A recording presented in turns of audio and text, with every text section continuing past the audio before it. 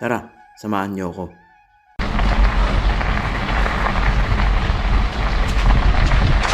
May malakas yung hangin.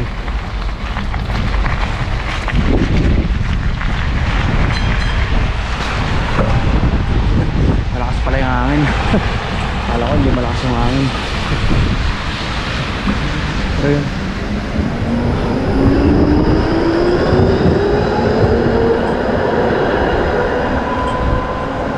Hindi na talaga ako. Doon ako dumadaan.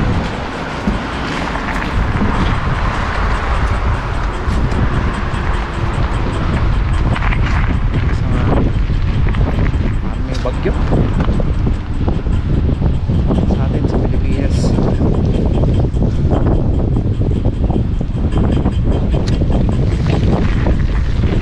Ano na itong bagyo?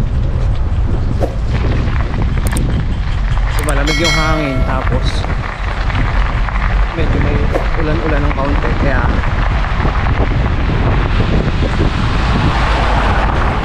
parang ganito na sa atin. Para signal number 1 ang agad to eh. Number 2. Kaya pero sa kanila normal lang. Makikita nyo mga medyo may edad na lakad-lakad pa rin sila. So pasyal, siyempre mga namimili. Ayun, hingal din ah.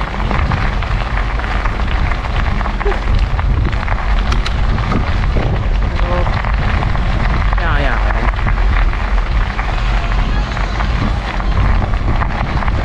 Halos isang buwan lang ako nagbabike ah. Mahigit simula nung Feb 1. Yun. Grabe. Woo! Ming.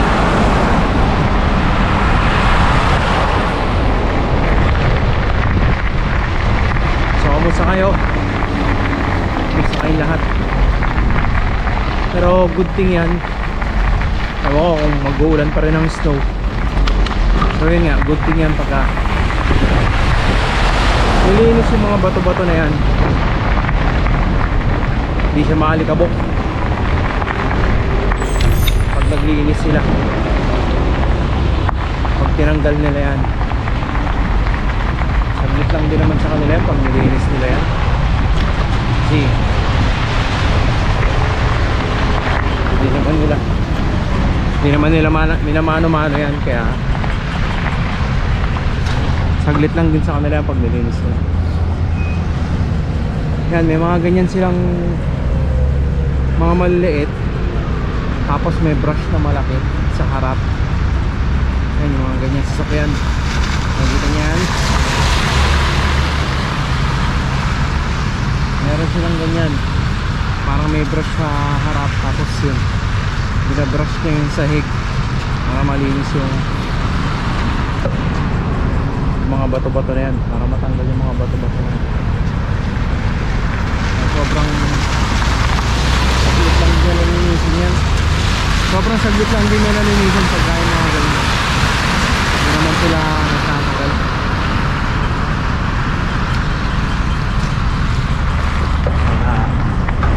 Okay lang yan. Pero yun, hindi ko sure kung pagdating ng weekends uulan pa ulit ng snow. Pero malamig pa din. Pero hindi na kagaya ng mga nakaraang buwan na sobrang lamig. Ngayon malamig lang siya kasi malakas yung hangin.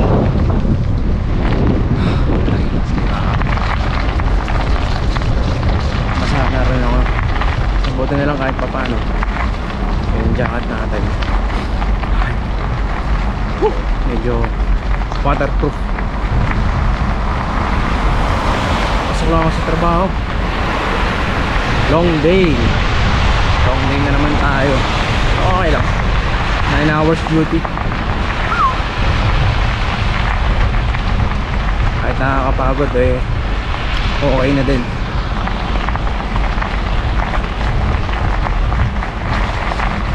Ganun talaga ang buhay. Mas maganda na yung pagod ka kaysa sa hindi ka pagod. Ah.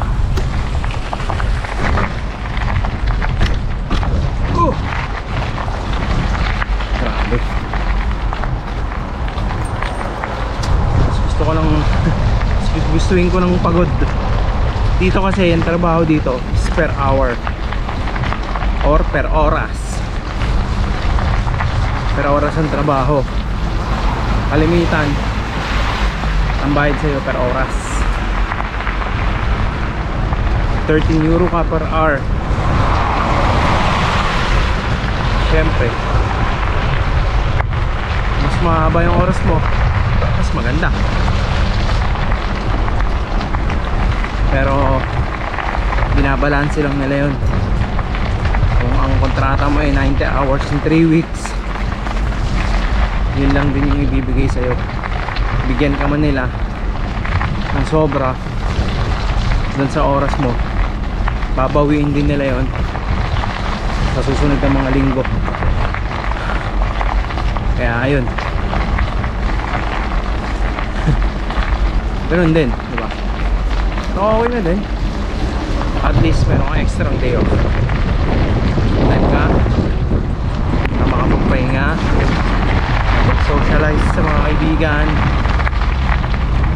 at higit sa lahat, pwede kang makakuha ng extra job or part-time job. Pero syempre hindi naman lahat nakakakuha din ng part-time job. Ito yung ulan. Malakas na. Saan palakas yung ulan? Kaya kailangan natin bilisan ng kaunti. Ay, buti na lang eh. Kahit pa paano, waterproof yung suot-suot natin dyan. Huwag lang tayo matatalsikan sa likod. Kahit may tapalodo tayo. So yun, kung tatanungin nyo ako bakit mas pinipili ko magbike kahit ganitong season o kahit ganitong malamig, syempre unang-una para makatipid. Kasi medyo mahal din talaga yung ticket, almost 60 euro per month. Tapos kung wala ka naman masyadong ibang pupuntahan, trabaho ka lang, eh malapit lang naman talaga tong trabaho. Halos ilang kilometro lang to, parang 2 or 3 kilometers lang ata to simula dun sa bahay. Kaya ayun, mas pinipili ko na lang ding magbike papasok kasi sayang din talaga. Eh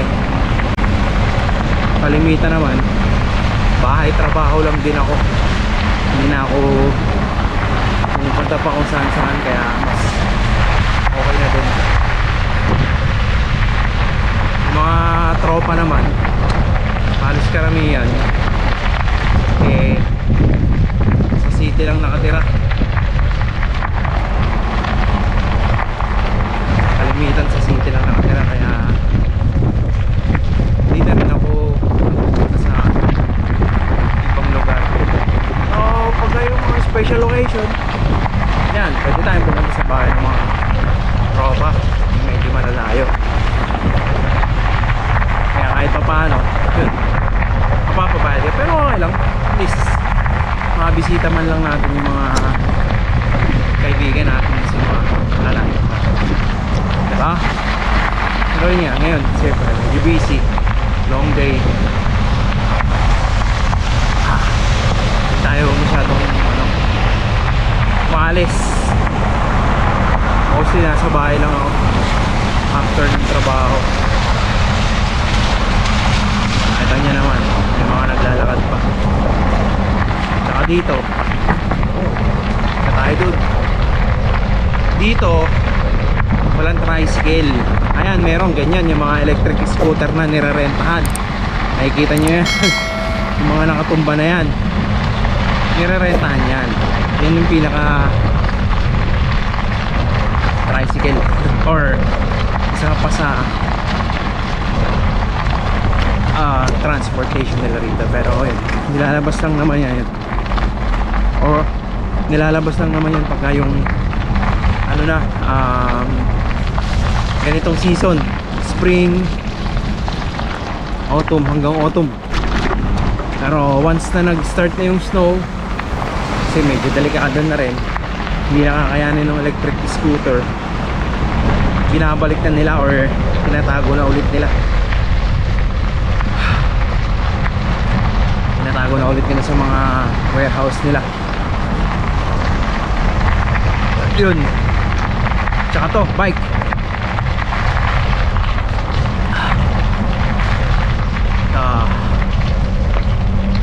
Yun, sa mga nagtatanong, mga nagko-comment din sa mga videos natin, maraming salamat.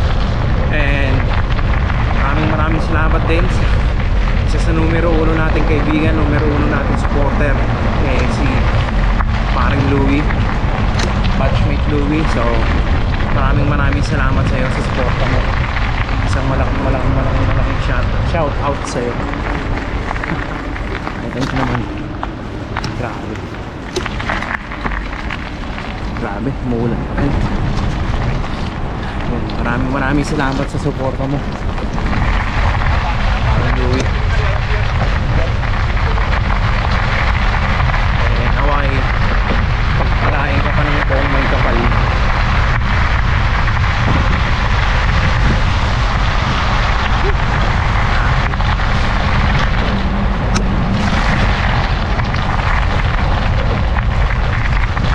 Sa mga nagtatanong regarding din sa visa process sa misis, naway ma-aprobahan po kayo. Ma-aprobahan po ng mabilis ang inyong mga asawa. So marami na rin nag-comment pala. Yun, marami na rin pala nag-comment na okay na, approve na yung misis nila, approve na yung family nila, yung pamilya nila, approve na sa visa. Kaya yun, shout out sa inyo at congrats. Kunin natin yung susi.